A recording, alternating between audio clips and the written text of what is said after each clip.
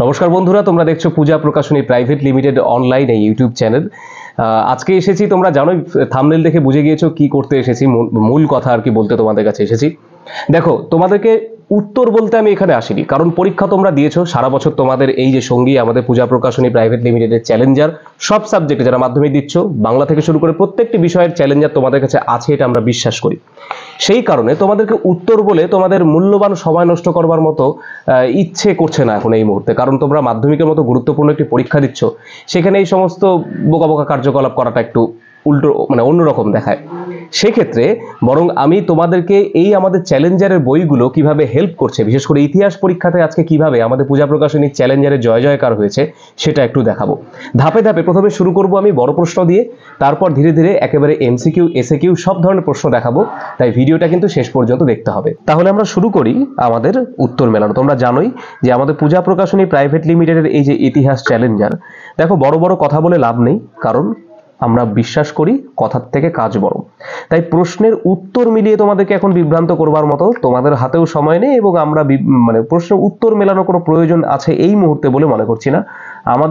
আমরা জানি যে তোমাদের কাছে প্রত্যেকের কাছেই আমাদের পূজা প্রকাশনী চ্যালেঞ্জারের প্রত্যেকটি সাবজেক্টের বই আছে, এটা আমরা বিশ্বাস করি। সেই কারণে তোমাদের সাথে এখন উত্তর মেলানোর প্রয়োজন নেই, কারণ তোমাদের কাছে অলরেডি আমাদের পূজা প্রকাশনী চ্যালেঞ্জারের এই উত্তরগুলো রয়েছে। তোমরা আমার থেকে অন্তত ভালো জানো কোন প্রশ্নের কি উত্তর। কিন্তু আমি তাহলে কি করতে বসেছি তোমরা জিজ্ঞাসা করতে পারো। আমি এখানে বসেছি, এই যে দেখো, তোমাদেরকে আগে আমি একটু প্রশ্নপত্রের রংটা দেখাই। এই যে তোমরা হাইলাইটেড, আমি একটা দেখো এরকম ফুসিয়া পিঙ্ক কালারের আমি হাইলাইটারটা ইউজ করেছি, এই কারণে যে তোমরা ভিডিওতে একদম পরিষ্কার দেখতে পাচ্ছ যে কিভাবে তোমাদের কমন এসেছে পূজা প্রকাশনী প্রাইভেট লিমিটেডের চ্যালেঞ্জার বইগুলো পড়ে। তাহলে আমি উল্টো দিক থেকে শুরু করছি, বিভাগ উমা থেকে শুরু করছি। এখানে 8 নম্বর মানের প্রশ্ন করতে হয়, একটি প্রশ্নের উত্তর করতে হবে। এখানে 3টে তোমাদের অপশন রয়েছে, 5-এর 1, 2, 3। অদ্ভুত বিষয় দেখো, 5-এর 3টে প্রশ্নই তোমাদের কমন এসেছে। আমি জানি না কে তোমরা কোনটা লিখেছো, তবে কমেন্ট সেকশনে তোমরা জানাবে কে কোনটা লিখেছিলে। আমি 3টেরই উত্তর দেখিয়ে দিচ্ছি, যে আমি চেষ্টা করছি বড়গুলো অন্তত দেখিয়ে দেওয়ার, ছোটগুলো যদি সময় না থাকে অন্তত পেজ নাম্বারগুলো বলে দেবো কোথায় কি রয়েছে। বড়গুলো আমি একটু দেখিয়ে দিই। যেমন 5-এর 1 বিদ্যাসাগর নেতৃত্বে বিধবা বিবাহ আন্দোলন, এটা রয়েছে পেজ নাম্বার 52। চট করে চলে যাই পেজ নাম্বার 52-তে, 52 নম্বর পেজে। এই যে দেখো, বিদ্যাসাগর নেতৃত্বে বিধবা বিবাহ আন্দোলনের সংক্ষিপ্ত বিবরণ। এবার একটা বিষয় দেখাই তোমাদের, দেখো এখানে অথবা দিয়ে আরো দুখানা প্রশ্ন রয়েছে। অর্থাৎ একই পরিশ্রমে এই যে প্রশ্নের উত্তরটা তোমরা মুখস্থ করলে বা মনে করলে বা পড়ে তোমরা লিখে এসেছো, অর্থাৎ এই যে পরিশ্রমটা দিলে তোমরা এই প্রশ্নের উত্তরটাকে রিকল করতে, সেই একই পরিশ্রমে তোমরা কিন্তু 3খানা প্রশ্নের উত্তর করতে পারতে। অর্থাৎ এই প্রশ্নটা এসে গিয়েছে, খুবই ভালো। এর বদলে যদি এই প্রশ্নও আসতো, তোমরা উত্তর করতে পারতে, কারণ তোমাদের কাছে সঙ্গী রয়েছে চ্যালেঞ্জার। তোমাদের যদি এই প্রশ্নও আসতো, তোমরা কিন্তু উত্তর করতে পারতে।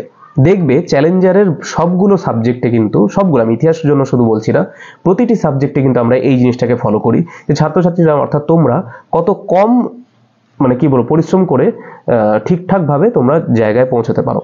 তো এখানে দেখেছো 3টে প্রশ্ন দেওয়া ছিল, তার মধ্যে প্রথমটাই চলে এসেছে। যাই হোক, এবার যাচ্ছে 5-এর 2।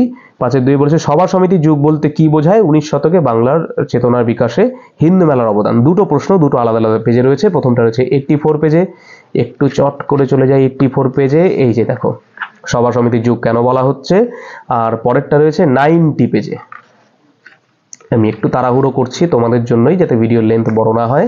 এই যে দেখো, হিন্দু মেলার ভূমিকা। এখানেও দেখো অথবা দিয়ে 3খানা প্রশ্ন, অর্থাৎ হিন্দু মেলা সংক্রান্ত 4টে প্রশ্ন এলেই তার উত্তর কিন্তু একই হতো, যেটা তোমরা করে এসেছো অলরেডি। চলে যাচ্ছে এবার 5-এর 3, বাংলায় নমশূদ্র আন্দোলনের বিবরণ। এটা রয়েছে 158 পেজে, 158।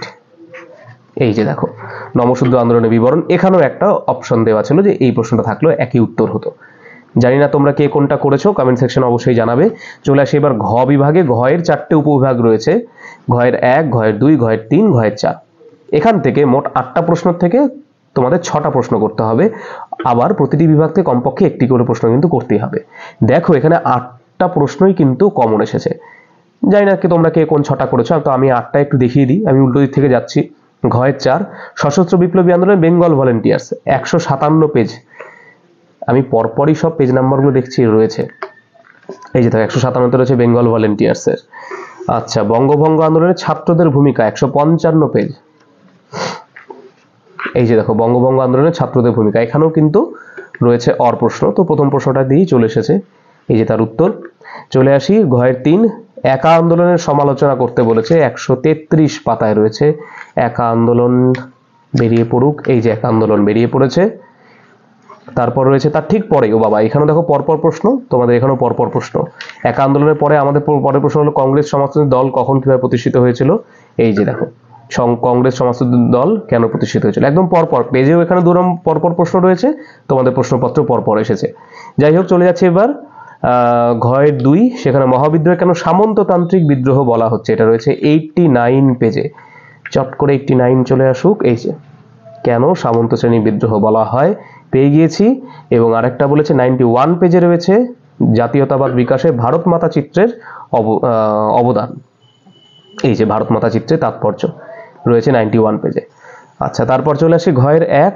ঘয়ের 1 কি বলেছে, 19 শতকে বাংলা নারী সমাজে বামাবোধিনী পত্রিকা, এটা রয়েছে 48 পাতা। চট করে একটু 48 পাতা বের করে দেখিয়ে দিই তোমাদের। এই যে দেখো বামাবোধিনী পত্রিকার তাৎপর্য পেয়েছো।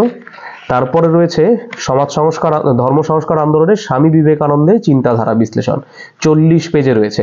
অর্থাৎ দেখো প্রত্যেকটি প্রশ্নের কিন্তু এখানে তোমাদের অপশনগুলো তোমরা যদি ইচ্ছে করো, আমি জানি তোমাদের অবস্থা কি হয়েছিল, মানে পরীক্ষা হলে বসে তোমাদের বাঁচতে হয়েছিল কোনটা ছেড়ে কোনটা লিখি, কারণ তোমাদের সবগুলো প্রশ্নই জানা। এই যে দেখো স্বামী বিবেকানন্দের অবদান ধর্ম সংস্কার আন্দোলনে। অর্থাৎ এই ঘ বিভাগেরও প্রশ্ন সমস্ত কমন এসেছে, এবং মানে যেগুলো যে মূল প্রশ্ন 4, 6, 24 নম্বর, এদিকে 8 8 তোমাদের কিন্তু কমন চলে এসেছে। চলে আসি এবার আরেকটু যেখান থেকে মার্কস ওঠে আমাদের মাধ্যমিক পরীক্ষাতে, সেই জায়গা, অর্থাৎ 11 দুগুণ 22, 11টা প্রশ্ন করতে হবে, সব 2 মানের প্রশ্ন। 11টা প্রশ্ন করতে পারলে এখানে একদম ছাক্কা তোমরা 22 নম্বর পেয়ে যাচ্ছ। তাহলে 22 নম্বর যেই জনার থেকে তোমরা পাচ্ছ, সেখানে কি আমাদের কটা কমন হলো দেখো। সেখানেও আমি একদম তোমাদের মতো অপশন করে করে না দাগিয়েছি, মানে সব প্রশ্ন কোনো সেভাবে যদি না করি তাহলেও 11টা প্রশ্ন কিন্তু আমরা কভার করে ফেলছি। তাহলে এখানে তোমাদেরকে আমরা তুলে দিয়েছি 24 নম্বর, এখানে 8 নম্বর, এখানে 22 নম্বর। আমি সবগুলো হয়তো মেলাতে পারছি না, 2-4টা তোমাদেরকে তাও একটু দেখিয়ে দিই। যেমন ধরো কৃষক আন্দোলনে বাবা রামচন্দ্রের ভূমিকা কি ছিল, 128 পেজে রয়েছে। চলে যাই 128 পেজ চট করে। এই যে বাবা রামচন্দ্রের ভূমিকা কি ছিল, একবারে বেরিয়ে গিয়েছে কৃষক আন্দোলনে রামচন্দ্রের ভূমিকা, দেখতে পেয়ে গেছো বাবা রামচন্দ্রের ভূমিকা। আচ্ছা, আরেকটা দেখাই, বিদ্যাসাগর 60 বলতে কি বোঝায়, 109 পেজে রয়েছে এটা, বিদ্যাসাগর 60। চলে যাই 109 পেজে। এই দেখো বিদ্যাসাগর 60 বলতে কি বোঝো, পেয়েছো। আচ্ছা, তারপর বলেছে দেখো সর্দার বল্লভভাই প্যাটেলকে ভারতের লৌহ মানব কেন বলা হচ্ছে, এটা 167 পেজে রয়েছে। চট করে চলে যাই একটু এবার 167 পেজ। এই যে দেখো সর্দার বল্লভভাই প্যাটেলকে ভারতের লৌহ মানব কেন বলা হচ্ছে, সেই প্রশ্ন। অর্থাৎ দেখছো যে তোমাদের এই 2 নম্বরের প্রশ্নগুলো এই যে গোলাপি রং দিয়ে করা আছে, এই আরেকটু প্রশ্নগুলো বলে দিই এবার, সব বই খুলে দেখাচ্ছি না, আমি একটু বলে দিচ্ছি। পরিবেশের ইতিহাস বলতে কি, 14 নম্বর পেজে পাবে এটা। ভারতের ইতিহাস উপাদানের আত্মজীবনী গুরুত্ব, 15 নম্বর পেজে পাবে এটা। পাশ্চাত্য শিক্ষা বিস্তারে 1813 গুরুত্বপূর্ণ কেন, 38 পেজে রয়েছে। পাইক কাদের বলে 59 পেজে রয়েছে। গগনেন্দ্রনাথ ঠাকুর স্মরণীয় কেন, 85 এবং 86 দুটো পেজে দুটো আলাদা আলাদা উত্তর রয়েছে, দুটো এক জায়গায় পাঞ্চ করলে এর উত্তর লেখা যাবে। সর্বভারতীয় ট্রেড ইউনিয়ন কংগ্রেস কি উদ্দেশ্যে প্রতিষ্ঠিত হয়েছিল, 127 নম্বর পেজে এটা রয়েছে। এ তো গেল আমাদের 2 নম্বরের গুলো। এবার আসছি আমরা ম্যাপ পয়েন্টিং। ম্যাপ পয়েন্টিং এর ক্ষেত্রে দেখো তোমাদেরকে 4টে করতে হবে, 4 একে 4। এখানে 4টেই কমন এসেছে আমাদের এই বইতে, অর্থাৎ পূজা প্রকাশনের ইতিহাস চ্যালেঞ্জার বইয়ে। তোমরা জানো যে তোমাদের ম্যাপ পয়েন্টিং এর জন্য এখানে কিছু সাজেশনস দেওয়া থাকে, সেখান থেকে কিন্তু তোমাদের কমন এসেছে। যেমন ধরো চুয়ার বিদ্রোহের এলাকা 61 পেজে রয়েছে। চট করে একটু 61 পেজটা গিয়ে তোমার দেখিয়ে দেয়। দেখো চুয়ার বিদ্রোহের কেন্দ্র মেদিনীপুর, বাঁকুড়া, পুরুলিয়া। এভাবেই মহাবিদ্রোহের কেন্দ্র হিসেবে কানপুর 175 পেজে রয়েছে। 175 পেজে আরও একটি প্রশ্নের উত্তর রয়েছে যেটা কমন এসেছে, মহাবিদ্রোহের কেন্দ্র দিল্লি। পুনর্গঠিত রাজ্য কেরল 176 পেজে রয়েছে। এটা ম্যাপ দিয়ে, মানে ইন্ডিয়ান ম্যাপের মধ্যে একদম একে আলাদা করে দেওয়া রয়েছে। এই যে এখানে একদম একে আলাদা করে দেওয়া রয়েছে, এটা তোমরা দেখলেই পেয়ে যাবে। তারপর ধরো এই যে 2 এর 1 খ বিভাগের 2 এর 1 এখানে 4টি প্রশ্ন করতে বলা হয়েছে, এখানে 3টেই কমন দেখতে পাচ্ছি। পেজ নাম্বার 9 রয়েছে সরকারি নথিপত্র কোথায় সংরক্ষণ করা হয়। তারপরে পেজ নাম্বার 6 রয়েছে কোন দিনটি আন্তর্জাতিক পরিবেশ দিবস রূপে উদযাপন করা হয়। বিশ্বভারতী কে প্রতিষ্ঠা করেন, 103 নম্বর পেজে রয়েছে। 162তে রয়েছে গোয়া কবে অন্তর্ভুক্ত হয়। এবার তোমাদেরকে দেখাচ্ছি এমসিকিউ এর পেজ। দেখেছো এমসিকিউতে তোমাদের কিভাবে কমন এসেছে। যেমন ধরো কলকাতা বিশ্ববিদ্যালয়ের প্রথম ভারতীয় উপাচার্য কে ছিলেন, পেজ নাম্বার 31 রয়েছে এর অ্যান্সার। এরকম করে তোমাদের প্রত্যেকটি প্রশ্নের কিন্তু, অর্থাৎ ছোট থেকে শুরু করে একদম 1 নম্বর প্রশ্ন থেকে শুরু করে এদিকে সর্ববৃহৎ যে 8 নম্বর প্রশ্ন, তা কিন্তু তোমাদের কমন। তোমরা এই রংটা দেখলেই বুঝতে পারছো তাহলে শুধু মুখের কথা নয়, তোমাদেরকে পূজা প্রকাশনী চ্যালেঞ্জার ইতিহাস বই কতটা সাহায্য করেছিল আজকের পরীক্ষাতে আমার থেকে ভালো তোমরা বলতে পারবে, কমেন্ট সেকশনে অবশ্যই কিন্তু জানাবে। তোমরা যারা 2024-এ মাধ্যমিক পরীক্ষা দিলে, তোমরা তো জয় জয়কার ঠিক বলবো না, মানে তোমরা সহযোগী তোমাদের কাছে রয়েছে এই বই, তোমরা এই বইকে ভালোবেসেছো, শিক্ষক মহাশয়রা ভালোবেসেছেন, সেই নিরিখে তোমরা যারা এবছর মাধ্যমিক দিলে তোমরা তো তোমাদের উপকার পেয়েছো। আমরা বলবো, মানে এটা আমাদের একটা দাবি বলতে পারো, বা এটা একটা আমাদের আবদার তোমাদের কাছে, যে তোমরা তোমাদের ভাইদের, অর্থাৎ ভাই বোনেদের যারা সামনে এবার মাধ্যমিক দেবে 2025-এ, তাদেরকে তোমরা, আমি যেমন তোমাদেরকে ভিডিও লঞ্চ করার বই লঞ্চ করলে আমি তোমাদেরকে বলি যে কেন এই বইগুলো কিনবে, তোমরা অন্তত তোমাদের ভাইদেরকে বলবে এবং বোনদেরকে বলবে যে তারা কেন এই পূজা প্রকাশনী চ্যালেঞ্জার কিনবে তোমাদের থেকে দেখে।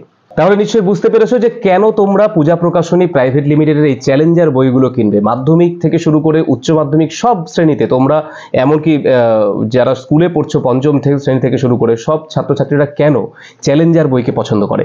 মাধ্যমিকের অন্যান্য সমস্ত বিষয়গুলো তো ঠিক এভাবেই একে অপরকে টেক্কা দিয়ে অন্যের থেকে আলাদা হতে পেরে পূজা প্রকাশনী চ্যালেঞ্জার যে নিজেকে একেবারে সার্বভৌম করে তুলেছে এবং ছাত্রছাত্রী এবং শিক্ষক শিক্ষিকাদের কাছে পছন্দের অন্যতম বই হয়ে দাঁড়িয়েছে, সেটা আর বলবার অপেক্ষা রাখে না। আজকের মতো এই পর্যন্তই, দেখা হচ্ছে আবার অন্য কোনো ভিডিওতে।